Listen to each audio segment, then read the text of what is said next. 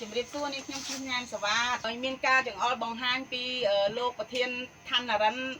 គាត់ជាប្រធានភព16ក្រុមការងារទាំងអស់គ្នាបានពំនាំអំណោយសម្ដេចតេជោព្រមទាំងដល់តាមរយៈឯកឧត្តមគង់ស្រេងមានអំណោយមានអង្គទឹកសុទ្ធមីគ្រឿងឧបភោគបរិភោគមកជូនអ៊ំស្រីដែលគាត់រស់នៅភូមិ5ណាដែលគាត់អត់មែនតែនហើយគាត់មានជំងឺហើយគាត់ថែទាំចៅទៀតអញ្ចឹងអរគុណពីសម្ដេចតេជោ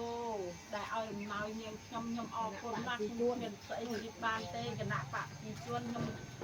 បោះឆ្នោតនៅកន្លែងសង្កាត់វងមូសាដាំស្កូវនឹងទាំងម៉ែទាំងកូន3នាក់ទៅបោះឆ្នោតឲ្យសម្ដេចទោះបីយ៉ាងណាប្តីខ្ញុំស្លាប់ហើយគាត់ផ្ដាំខ្ញុំថាកុំបោះឲ្យអ្នកណាបោះឲ្យសម្ដេចបានហើយប្តីខ្ញុំគាត់ធ្វើការធ្វើទៅហ៊ានណានៅភូមិអីគេអ៊ំភូមិ5សង្កាត់សាដាំស្កូវណាសង្កាត់សាដាំស្កូវហ្នឹងហើយគាត់ឈឺផងហើយចំចៅទៀតឯងខ្ញុំចំចៅពព្រាហ្នឹង4នាក់ថ្លៃនឹងមកគុណដល់ជាជ្រៅពីសម្ដេចឲ្យ